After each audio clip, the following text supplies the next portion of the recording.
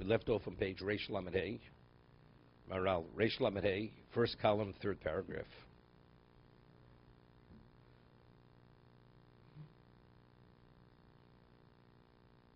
It says when the tzaddik has these special attributes and qualities, it's pleasant for them, pleasant for the world. If Hashem endows Rishon with these special levels, what do? They dominate.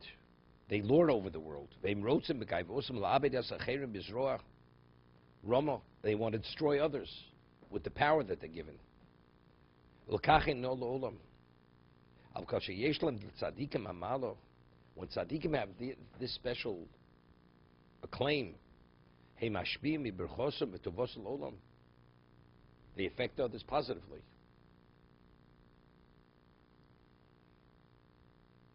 When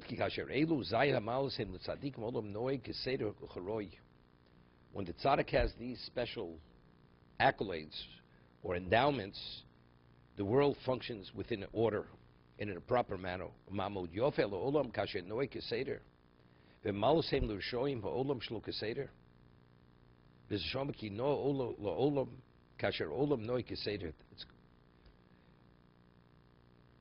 But again, why is it Keseder? When the tzaddik has these endowments, the world is functioning within an order.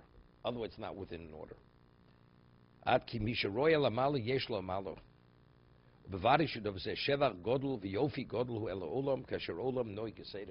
The world functions properly.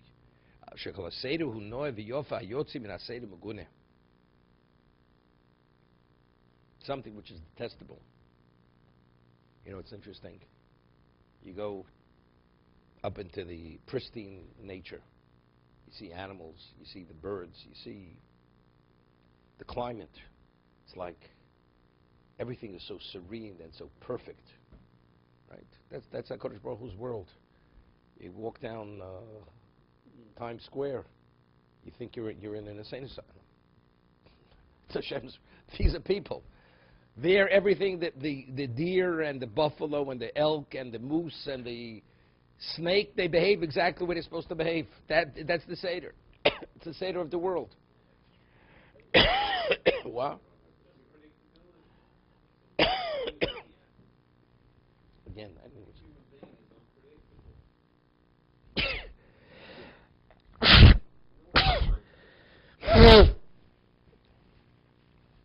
But when the human being behaves as a human being is supposed to behave, then it's something to admire. Okay, so you see, it has nothing to do with it, but it has nothing to do with that. It has nothing to do with the unpredictability of the person. It has to do with factually how he's behaving. Is he behaving as he should behave, or is he not behaving as he should behave? A human being behaves as he behave. It's obvious.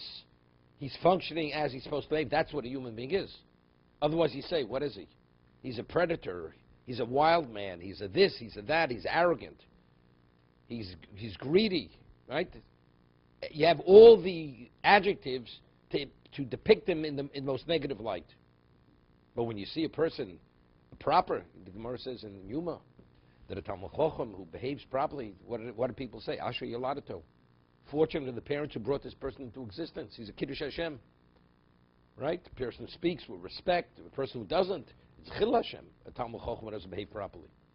Because they say, it's a shame this person came into existence. He says, these 7 levels of acclaim, these are just the categories. They're all inclusive. We say a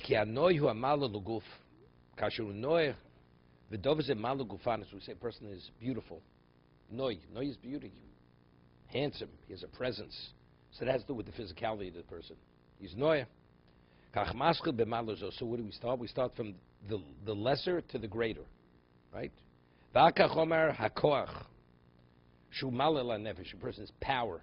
Power has to do with that. That's not the physicality. Person, God forbid, dies, right? But the body, the person, that's the physical. He's beautiful, beautiful. But koach, that has to do with the spirit. That not the spirit. That has to do with the nefesh. That's the animal. That's the animal life within a person.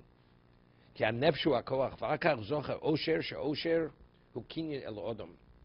That's an acquisition. Wealth is, that means the person had to take an initiative to acquire. Moshe Isbar l'malu ki ach she'zocher hanoi v'akoach she'el b'izmaus hem l'guf v'nefesh.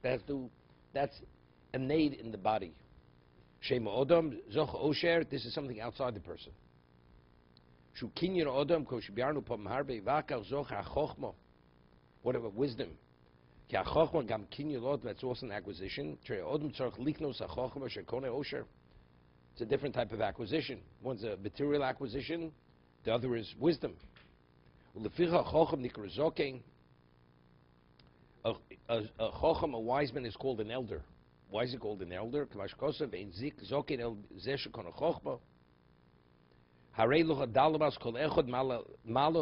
Each one is its own level of distinction, beauty, strength, power, and physical strength.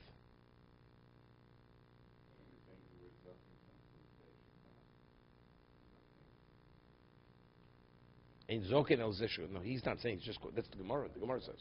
Yeah. Vaka chabonim.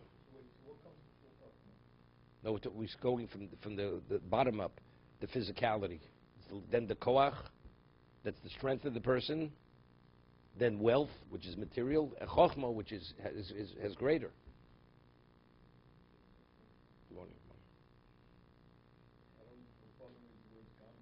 What?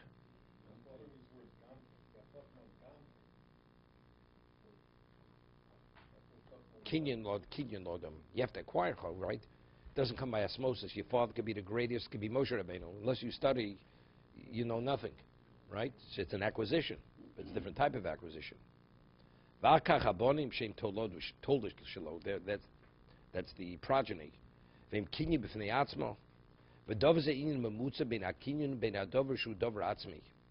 right? You have the child. So that the child is independent, but it's an acquisition. Right? A child is an independent person. As much as there's a connection with a father and a child, the child is independent. Mashu bosim b'psaro, but actually, the DNA of the child is the parent, right? So that's the connection. Haben dover atzmahu, atzmihu. V'akach zochar hazikno, kimal zikno yashlomas odom. This is already the sage wisdom. Sage wisdom, you know, where everything through one's experience of life, things begin crystallizing. Takes on kashenishlu shenosav k'moshibiarnu perkas basoro. V'dovze madrig from the atzkisher odom sholem usva yomim b'li chesorim. Person already is reaching a level of completion, and he's lived out his days. V'od ki kasher odom zokein oz odom eno gashmi k'moshehem hayolodim mutbom b'chomer. You know, as a person gets older, so all the drives, which are the distractions of life, they wane. So you become wiser, like the Gemara says, that a chacham becomes older, then mischakmim, you become wiser. The wise man becomes wiser, and the fool becomes more foolish. So I explained once, why does the wise man become more wise and the fool becomes more foolish? So a person who's a fool, so as much as he's a fool, but he has responsibility. He has to maintain himself. He has to support his family. So despite the fact that he is a fool and he'd like to invest his whole ability into foolishness, he has no choice but to be productive, right? Because he has to exist.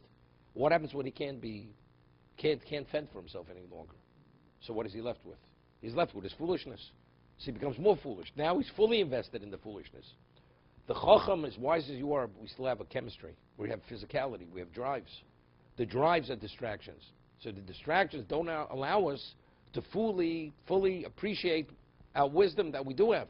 But as the physical drives wane, you don't have the distractions. So now the chachma reaches another level. Now you see things and you relate to things differently. I always say, you know, in learning, I used to say, something, even you understand something at the age of 20, let's say, I used to say, 18, learn it, You understand it. It's a certain commentary on the Choshen Mishpah.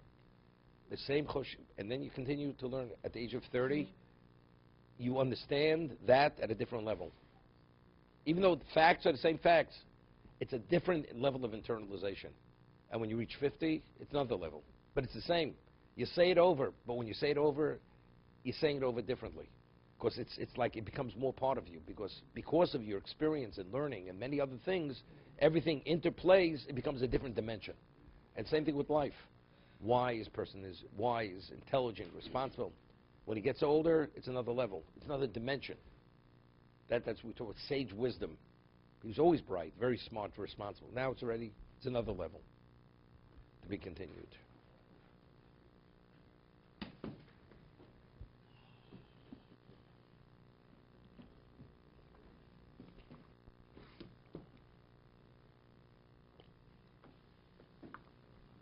Today it's a rare commodity. Sage wisdom. Rare. Today, at one time a person, reached, he grew up. He grew up. Today you find people, when they're 75 years old, they think they're 35 years old. They vacation. Some, grew up already. Whatever it is, or he's going on a trip, He's going bungee jumping, the guy's 80 years old. You understand?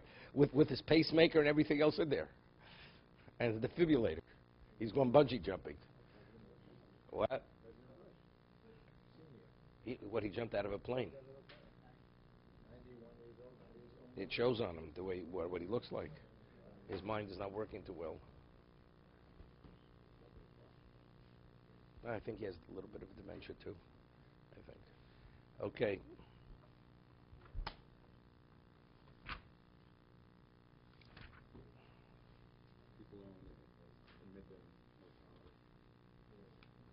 See, at one time they were forced to. Today, there's so many areas where a person could occupy himself. It's all distraction.